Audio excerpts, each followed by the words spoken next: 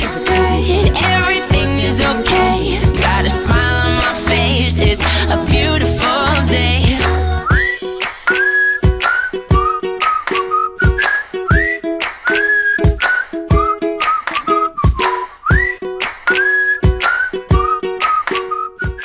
Edward Barber nasaktan sa kanyang pagbabalik. Pero bago nating simulang panoorin at pag-usapan, ako pumuli si Josepa dito sa Josepa. Anong latest na nagatid sa inyo ng mga trending topic tungkol sa inyong mga favorite celebrity update? Eto nga, isiniwalat ni Edward Barber ang kanyang nakakaaliw na experience sa kanyang muling pagbabalik after ng long vacation nito sa Germany. Heto, panoorin at pag-usapan natin ang naturang experience ni Edward Barber. But of course, mga pamilya, dito naman sa I Want ASAP, we have so much to bring you. We have the likes, of course, of Miss Regine and Janela collaboration, as well as the dance showdown with Miss ASAP natin to. Sorry, sinabi ko sa I Want ASAP, no? Sorry na. But of course, sa ASAP natin though, we got the likes of a dance showdown with Ate Kim, AC Kyle, Jeremy, Joao, and of course, Teacher G, Teacher Jercel herself, at syempre yung mga singing champs naman with the TNT 6 Grand Champion, Laika Estrella. Nakita ko siya That was only kanina. yesterday. Oo. Isipin nyo, Kaya. she was just there yesterday. Ngayon, may ASAP na agad. Pero, Yes. we have a back-to-back birthday. Of course, KD and Maymay. I-celebrate natin yan. At syempre, yung music of the one and only Sarah G sa Greatest And she's Showdown. having a concert soon. Very soon. Diba? Balita ko si Jeremy mag-guest doon. Seryoso ba? I think so. Pero tanongin natin siya mamaya. Oo, baka Just to be sure. Baka ano yan. No, pero false I news hope to eh. so. I hope so. Kung if not, baka naman, guys.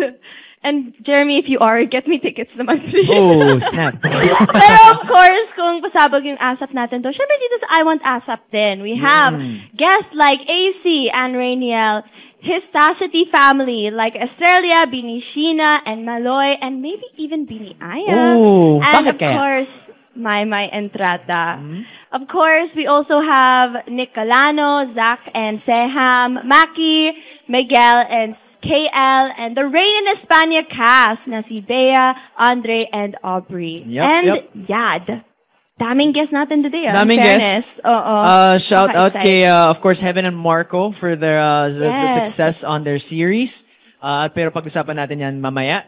Grabe. PBB Season 7 represent dito sa I Want ASAP. Pero, siguro hindi halata sa inyo kasi nasa bahay kayo at nag-enjoy kayo doon.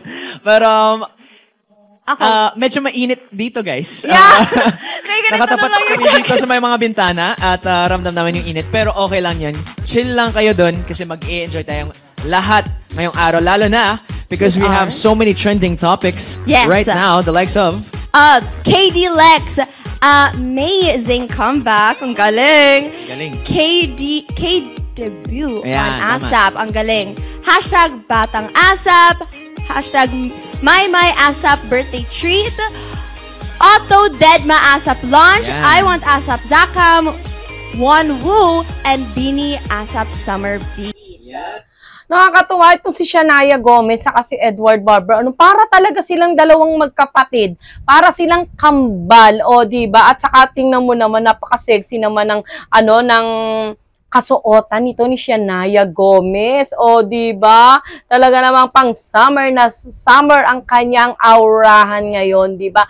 At take note, o diba? Ang ganda naman ng saluhan nila dito ni Edward Barber. Diba? Talagang napakagaling na host ang dalawang batang ito. O siya, ano ba ito? Ano ba ito? Mapanakit. O diba? Na experience ni Edward Barber sa kanyang pagbabalik dito sa Pilipinas after nga ng kanyang long vacation sa Canada, tutuloy. Sa Germany, iba pala yung nanggaling sa Canada, o diba? Sa Germany, o diba? After ng kanyang long vacation, ano ba itong nakakaaliw na experience ni Edward Barber sa kanyang pagbabalik dito sa Pilipinas? Siya atin nang ipagpatuloy ang naturang video. Yeah, no? Oh, galing. But the question is, how do you beat the heat, Shania? Kasi ako, galing my ako gosh. Germany. Oo nga. Kinuwento ko sa mga kasama ko sa dressing room kanina. paglabas ko ng airport, parang nasuntok ako eh. Nang init? Totoo, totoo. Oh my gosh. Like as soon as you leave the door, kasi Oo. when you're inside, malamig. Sang-ayon ako dyan kay Edward Barber. Diyos ko, Mariose, talaga. Alam mo, hindi ka lang nasuntok pag yung galing ka sa aircon, sa mall, o kaya kung saan man na malamig na lugar. Paglabas mo, nandudong ka pa lang sa pinto. As in, pag-open pa lang ng pinto. Hindi lang para kang sinutok, para kang itutulak pabalik, diba? Parang ayaw mo nang lumabas. Ganyang kainit ngayon dito sa Pilipinas, diba? Iba talaga ang init ngayon. Siguro dahil malapit na naman ang tag-ulan, kaya talaga namang ang init ng panahon ay bonggang-bongga. O siya, ibalik nga natin ng konti ang naturang experience ni Edward Barber at talaga namang nakakaaliw habang ibinabahagi niya ang kanyang experience sa kanyang pagbabalik dito sa Pilipinas. Ibalik natin ng very, very light ang naturang video. Question is, how do you beat the heat, Shania? Kasi ako, galing ako Germany. Oo nga. Kinuwento ko sa mga kasama ko sa dressing room kanina. Paglabas ko ng airport, parang nasuntok ako eh. Nang init? Totoo, totoo. Oh my gosh. Like as soon as you leave the door, kasi Oo. when you're inside, malamig. Tapos as soon as the door opens, Oh my gosh, parang oh you know, my it's like a gosh, punch I in the face. forgot. Oo. Kamusta yung adjustment ulit? Kasi ang sinabi ng friend ko sa akin, I didn't know this by the way.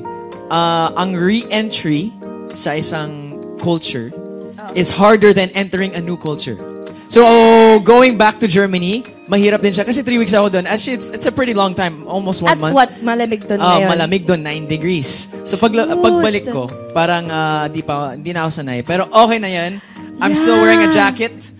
And did all you the feel way. Germanized ulit? Germanized? British ako, pero yes, konti. Yes, no, konti.